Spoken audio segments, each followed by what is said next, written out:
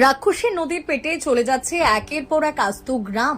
চোখের সামনে নদীগর্ভে তলিয়ে যাচ্ছে বাপ ঠাকুরদার ভিটে মাটি। সর্বশান্ত হচ্ছেন সাধারণ মানুষ। আর এই ভয়াবহ বিপর্যয়ের মাঝেও কুম্ভকর্ণের ঘুমে আচ্ছন্ন প্রশাসন। এমনই হাড়হিম করা ছবি ধরা পড়েছে ঝাড়গ্রামের বাঁধকড়া অঞ্চলে।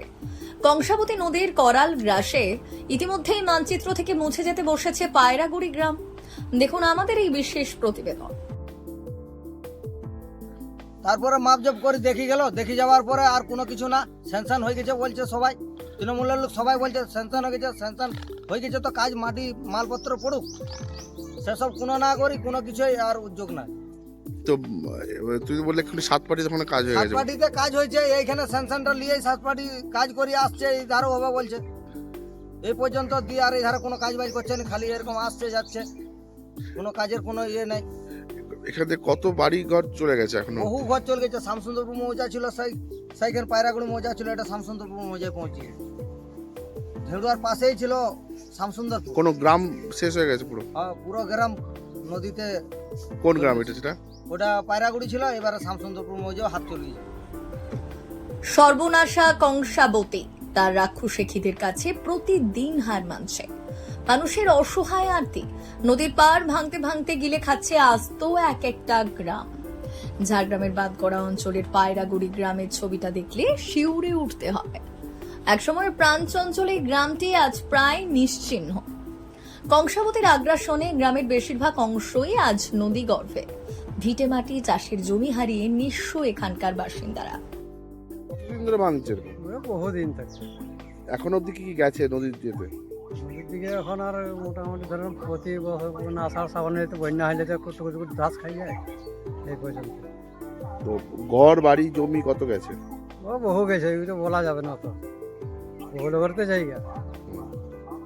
তো তারা এখন কোথায়? এখন সাইডে যে ঘর করে আছে না, কিছুই বলেনি। নদী বাঁধানো হবে, সে হবে, সব হবে। কই আজ 10-12 বছর তো কোনোই হয়নি, নদী বাঁধানো হয়নি, কিছু হয়নি। জিনিসটা এটাই। খাবার জল একটু কষ্ট হয়েছে, ও পড়েনি জল, মোটামুটি জল বহুত জল আনা হয় সরকারি, যদিও কল দিয়েছে দূরে দূরে কল দেয়। আমরা সভাগর জন্য বলছে বাঁধানো হবে, এই বছর হয়নি, আর বছর বাঁধানো হবে, এরকম চলছে আর। শুধু পায়রাগুড়ি নয়, একই আতঙ্কে দিন গুনছেন শ্যামসুন্দর, অন্তরপাতির মতো আশেপাশের আরো বেশ কয়েকটি গ্রামের মানুষ। নদীর জলস্তর বাড়লেই বুকের ধুকপুকানি বাড়ে। কখন যে পায়ের তলার মাটি ধসে গিয়ে সর্বস্ব কেড়ে নেবে, সেই আতঙ্কেই বিনিদ্র রজনী কাটাচ্ছেন গ্রামবাসীরা। তিল করে গড়ে ওঠার সংসার চোখের সামনে তলিয়ে যাওয়ার ভয়ে কাটা গোটা এলাকার মানুষ। তার উপর এলাকায় রয়েছে তীব্র পানীয় জলের সমস্যা। এলাকায় জলের কল বসানো হয়েছে ঠিকই, কিন্তু জল পড়ে সরু সুতোর মতো। বহু কষ্ট সহ্য করেই কাটছে দিন। বাড়ি অনেক ছিল, মানে সব নদী যেমনি চলে গেছে না, উঠে সব সেই মানে আরো সেই আগের দিকে আগায় ঘর করছে। জমি, চাষের জমি বলতে ওই আলু, পটল, কুঁদরি ওই সকল হয়, সব তো নদী ভাষা খাই গেছে। সবাই দেখছে, ওরাও তো দেখছে, ওরাও তো লোক লিয়ে আনছিল, সব তো দেখে গেছে, ছবি তুলে নিয়ে গেছে, যে বলছে যে এই বছর বলে বানানো হবে, দিয়ে তো আজও হচ্ছে। ভোট তো দিচ্ছে, তারপরে কাজ হয় না, কিছু বলনি? সব লোক যা বলছে আমরাও তাই বলছি। লোক যেমন বলছে সেরকম আমরাও বলছি। তো এবারেও তো আবার ভোট আসছে, ভোট দেবে? এবারে ভোট দিতে হবে। ঘর দিতে ভোট না দিলে হবে? ঘর দিতে ভোট তো দিতেই হবে।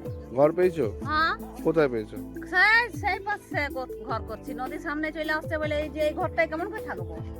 আচ্ছা, ভাঙা ঘরটাই। এবারে ঘর দিয়েছে? হ্যাঁ, ভোট দিতেই হবে তাহলে? এবারে ভোট দিতেই হবে, ঘর দিচ্ছে যখন ভোট দিতেই হবে। দিনের পর দিন এই ভয়াবহ ভাঙন চললেও প্রশাসনের কোনো হেলদোল নেই। গ্রামবাসীদের অভিযোগ, বারবার পঞ্চায়েত থেকে শুরু করে ব্লক প্রশাসন সব জায়গায় দরবার করেও কোনো সুরাহা মেলেনি। নদী ভাঙন রোধে পড়েনি এক টুকরো বোল্ডার।